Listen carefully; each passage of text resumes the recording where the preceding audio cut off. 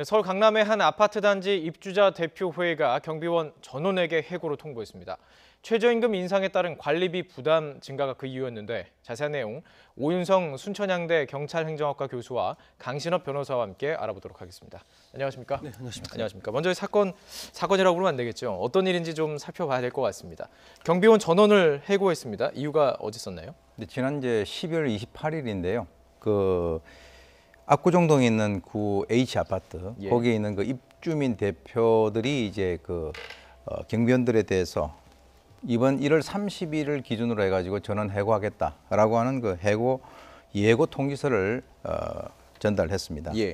근데 이제 사실 이것은 여러 가지 이유가 있는데요. 그것은 이제 이번에 새로 최저임금제가 지금 변화가 된 것도 있고, 그렇죠. 또 이제 어떤 또 깊숙이 보게 된다면 이제 돈 문제도 연관이 되고 또 뭐 법을 또 지켜야 된다라고 하는 그런 문제도 있고, 뭐 감정 문제 상당히 이게 좀 복잡합니다. 그래서 여러 가지 이제 경영상의 이유를 내세웠는데요. 경비 업무 관리가 상당히 어렵다라고 하는 것과 최저임금 인상으로 인해서 비용 문제를 제시를 했습니다. 그것은 이제 다시 말해서 전년 대비해서 그 인상분을 보게 된다면 퇴직금 충당 부담금과 함께해서 총 6억 6천만 원 정도가 증가한다라고 이제 그쪽에서는 판단을 했고요. 그래서 이제 이쪽에 들어있는 사람들 대부분이 약 한 40%가 이제 세입자들인데 결국 이 사람들의 의견을 수용을 해가지고 경비 업무 전문성을 확보를 하고 그리고 이제 아파트 경비 그리고 이제 관리 업무를 상당히 이제 분리시켜야 되겠다. 근데 이제 중요한 것이 이 아파트가 한 40년 정도 된 그런 아파트이기 때문에 주차 문제가 상당히 문제가 있었다라고 해요. 그래서 이제 이중 주차가 된 그런 여러 가지 것들을 그쪽에 있는 그 주민들이 그 키를 경비원들에게 주면서 거기에 소위 얘기하는 발레 파킹이라고 그러죠. 발레파킹의 개념인 거죠. 네, 그렇습니다. 그러다 보니까 작년부터 여러 가지 이제 갈등이 있었었는데 지금 이 경비원 노조 측에서는 여러 가지 어떤 임금 상승을 막기 위해서 휴게 시간을 갖다 늘린다라고 하는 그런 어떤 표면적인 거 이전에 내면적으로 들어가 보면은 실태 조사를 해보면은 사실 우리는 제대로 쉬고 있지 못하다라고 하는 그런 여러 가지 문제를 들어서 그것을 이제 고용노동부에다가 이제 신청을 한 그런 상황이었어요. 그래서 이제 상당히 좀 이제 갈등이 좀 있었고 그런 여러 가지 것들과 연관돼 가지고 이제 준법 투쟁을 하겠다라고 하니까 이번에 이제 입주민 대표에서는 그러면은 이 경비와 이 주차 관리를 따로 분리해 가지고 운영을 하겠다 하는 그런 측면에서는 전원 해고를 하고 그것을 용역 업체에게 의뢰를 해 가지고 경비 또는 관리 업무를 이원화해서 하겠다라고 하는 그런 어떤 배경에서 이런 일이 발생을 했습니다. 자, 정리를 다 잘 해주셨습니다. 그러니까 지금 다시 한번 짧게 정리를 해보면 아파트 내에서 벌어진 일이고 그 경비원들을 해고하는 과정에서 벌어진 일입니다. 뭐 양측의 입장을 모두 다 들어봐야 되겠지만 우선 뭐 법적인 부분도 좀 짚어볼 필요가 있습니다. 어쨌든 직원을 해고하는 과정은 사실 그 노동법이 있는 과정이기 때문에 노조의 반발도 상당히 있을 수 있고요. 법적으로 문제가 없는 건가요? 네, 이제 근로기준법이 있죠. 근로기준법은 이제 상시 5인 이상을 채용하는 경우에 근로기준법이 적용이 됩니다. 그래서 이 아파트 이 관리, 이 아파트에 여기도 이제 근로기준법이 적용이 되는 건데요. 원래 이제 해고를 하기 위해서는 그만한 어떤 정당한 사유가 있어야 됩니다.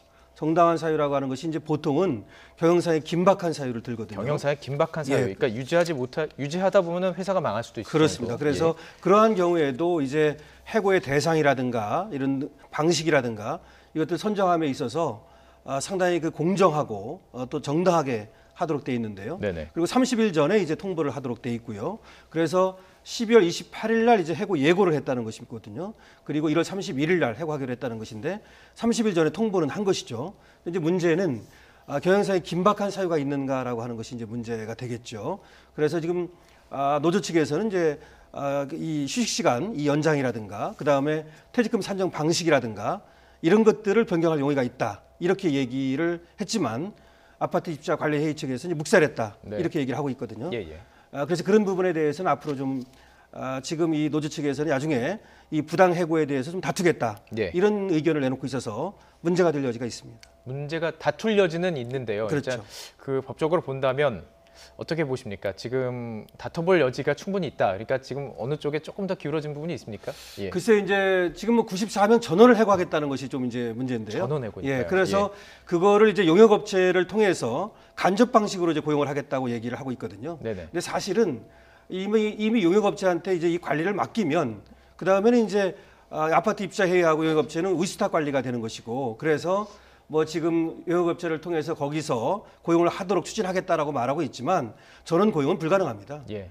그리고 또 전원 고용을 할 것 같으면 그렇게 바꿀 필요도 없는 것이죠. 그렇기 때문에 많은 그 지금 경비원들이 네네. 해고를 당할 우려가 있거든요. 예. 그런 거라든지 여러 가지 고려한다면, 그 다음에 이제 물론 아까 얘기 나왔습니다만 최저임금을 올렸지 않습니까? 예. 그런 것들이 과연 이 아파트 입주자 대표회 이 아파트를 관리하는 데 있어서 네네. 경영상의 긴박한 사유로 볼 수 있는지, 이런 것들은 아마 좀 쟁점이 될 겁니다. 그렇습니다.